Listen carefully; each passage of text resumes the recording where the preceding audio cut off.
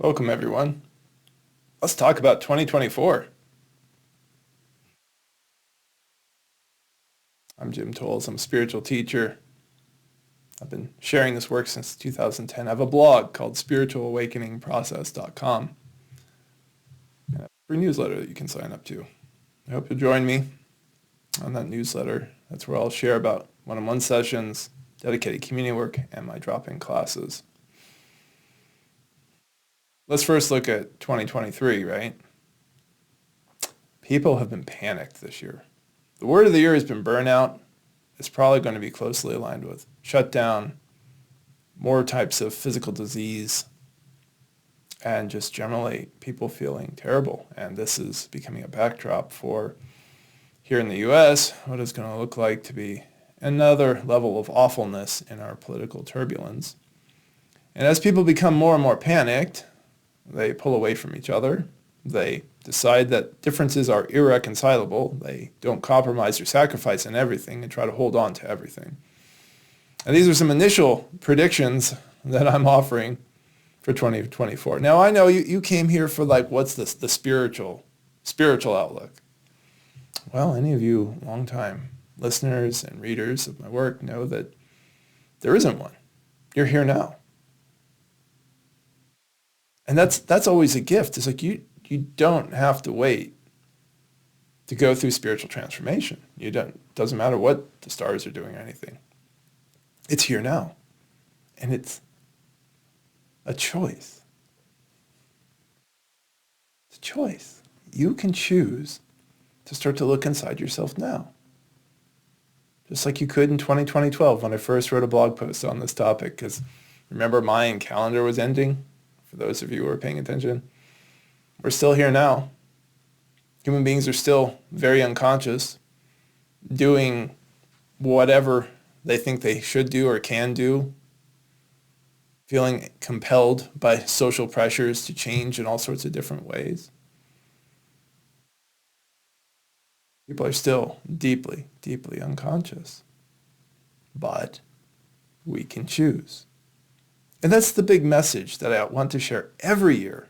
Spiritual Awakening 2024, 2025, 2026, 2060, 2080, 2130, when I'm certainly long dead. I hope so. I don't know what sort of shape my body would be in unless they've really nailed rejuvenation, regeneration technology, which who knows? This is wild. So one of the general predictions I have is that there's going to be continued disruption of our lives from technology. And we have to start to understand technology is purely disruptive, not inherently good or bad. And we have not been wise about how we've used this. And some of the historical things that we start to look at, that every major change, every major technology has created trade-offs. The minute you start having fire and tools, your jaws start shrinking, right? Because you're not using it. That's a trade-off. The minute you start growing lots of excess food, when we start doing farming and civilization, suddenly you have a population boom that you have to manage. And when you're living closer together, suddenly you have lots of diseases. How do you engage with that? In fact, it probably took us 11,000 years to figure out how to handle all the diseases that got kicked off by civilization and that brought about vaccines. Every technology, every change is a disruption, and it takes a while to figure it out, and we're going to be more disrupted next year, particularly by artificial intelligence. On the most obvious level, that's going to get rid of certain jobs and careers, forcing people to change to go into someplace else. And that's going to cause more emotional upset. And so what I see is 2024 building on the emotional upsets of the pandemic. The pandemic told everyone to be afraid of each other. It did. You know this is true, right? It said that somebody else might get you sick or might kill you. We heard this message over and over, and trust me, that is not out of people. They're still operating from this panicky state of I don't know if I want to be too close to someone who's new to me. And God forbid if they're different. So I'm deeply concerned about new levels of xenophobia in the next election cycle here in the U.S. and around the world. This isn't just a U.S. thing. I've been listening because I'm an international spiritual teacher So all sorts of different troubling things happening in different countries as people are looking for safety. So there's also this trend in this prediction of this continued safety seeking that draws people back towards the most familiar, kind of the smallest parts of themselves, rather than being expansive and open to new ideas and new ways of being and different types of people. It's going to be more and more of an us and them. And that's troubling. This again pairs us back towards the urgency of going within to be with ourselves, to resolve our own emotional triggers so that we can handle the intensity that's going on around us. Awakening now, 2024 or wherever, is so badly needed. Awakening is not something you wait for. It's not going to be handed to you on a platter. It's a choice to say, I want to see what's real in me.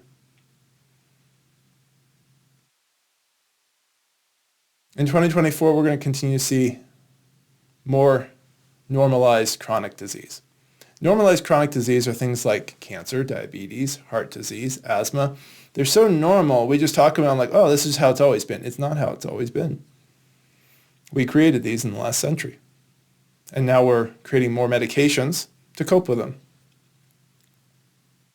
And that's why a lot of people are coming to me, is they're trying to cope with disease, not get out of the disease itself. When we wake up and we let go of our egos, we don't do that. We start to say, no, what's the root cause of this malady? How do I resolve it at its root source? And then that's why many of you hear me talk about, what are we eating for breakfast? Please go to my blog. There's a breakfast on there. Search on Jim Toll's 7-Day Breakfast Challenge. Try it and see how it makes you feel. That's always a part of the spiritual path, is I'm not telling you what to do. I'm saying, let's go explore together. Let's explore sincerely. I see the individualism being driven more by this culture. That's been the message for some time now. It's like you have to figure it out all on your own. And I've definitely regretted, and I'm sorry, for emphasizing that too much in my spiritual work, which is why I now start to emphasize more around the balance of self-care. So not giving up on the fact that individuals have choices to make. Only you can choose to go inside. However, how do we start to come back into community?